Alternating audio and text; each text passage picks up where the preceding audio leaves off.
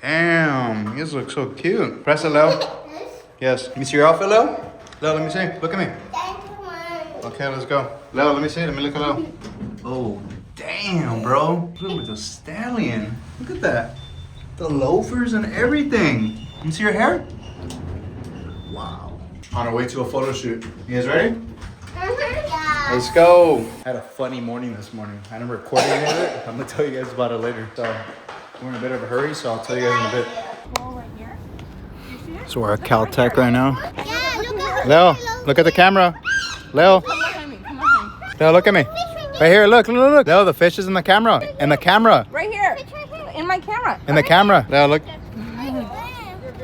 Oh my. So Caltech is one of the top schools in the country. It's here in Pasadena. The smartest of the smartest come here. All right, I didn't get to take much video. Photographer left already. I was recording videos, but I was recording it upside down. So, how did you guys like it?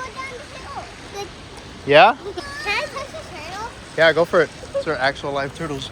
Go. Alrighty, so we're gonna head home. So we're gonna go get some ice cream, head home, hang out for the rest of the day. No work today, but I will be sharing something a little bit later today. See you guys in a bit. Leo, what are you doing? This kid. Fearless. Leo's 2 years old. He's wearing 5T clothes. That's for like what 4 and 5 year olds wear. All right, guys. So I want to talk to you guys about something. I've been telling you guys that I always say, you know, building the life of your dreams is super easy. And as long as you do the things you know you need to do, you'll eventually figure it out. One of the biggest things that I've learned last year was to really listen yourself, really listen to your higher power, really listen to the universe. And if you keep your mind open, all the signs are always there. This morning, I woke up like at 5:15, and I went to sleep like at 1:30 yesterday. Yeah, 1:30 in the morning. I have not gone to sleep that late in a while. So I slept like 3.5 hours or something like that. I woke up and I had 2 back-to-back meetings, 5:30 and 6:30. I asked my sister to come over in the morning to watch them because I need to really concentrate for that second meeting. So when she was here, she goes like, hey, I'm gonna take tickets to get donuts. And I was like, hey, cool. I was like, I'm gonna go for a quick 4-mile run. I was only supposed to do 4 miles, told myself, because I was like exhausted. Like I just felt beat. Again, I slept like 3-4 hours. But for the week, I was at 16 miles for the week. And I wanted to run about 28 to 30 to stay on pace for my weekly mileage. And today was the last day. This week was a little busy and just got out of hand and I didn't get to run. So I was like, you know what? I'll just take it as a deload week and I'll run, 20 miles. I walk out the door and little do I know, I see a ton of people like within a block of my place. And I'm like, why is there so many people here? Come to find out, there was a half marathon being ran in my city, in the city of Pasadena. And I was like, I did not expect to see this many people here right now.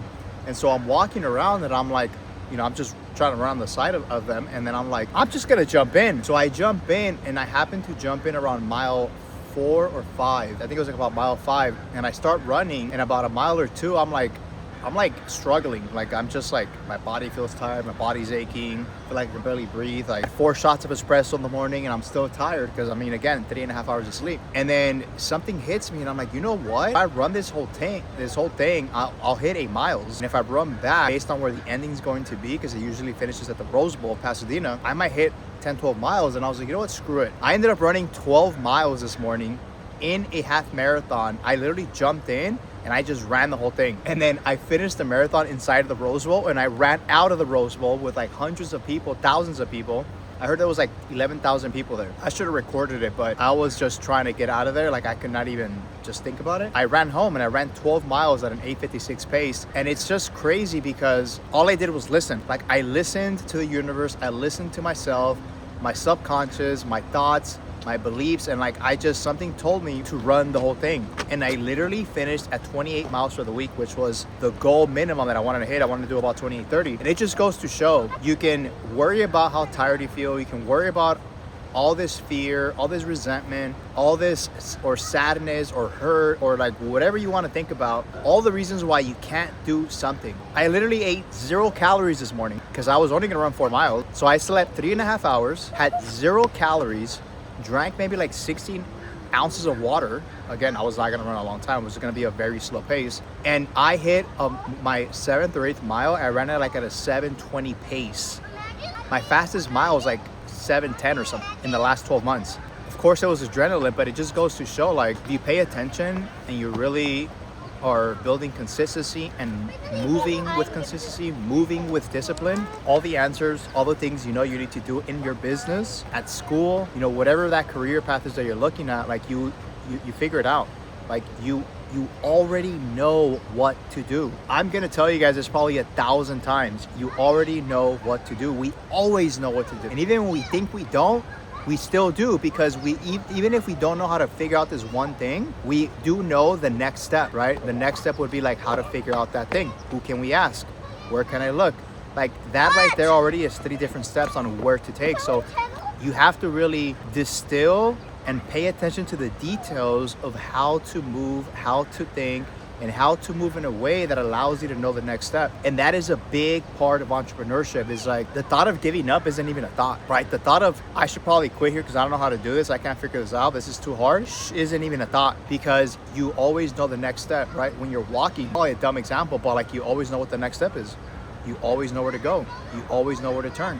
Even when you think you don't know, even if you think you should go left or you should go right based on where you're going, you're still taking the next step. You're not hesitating. And that's what I really want you guys to remember, is to just choose consistently, choose every single minute, every single second.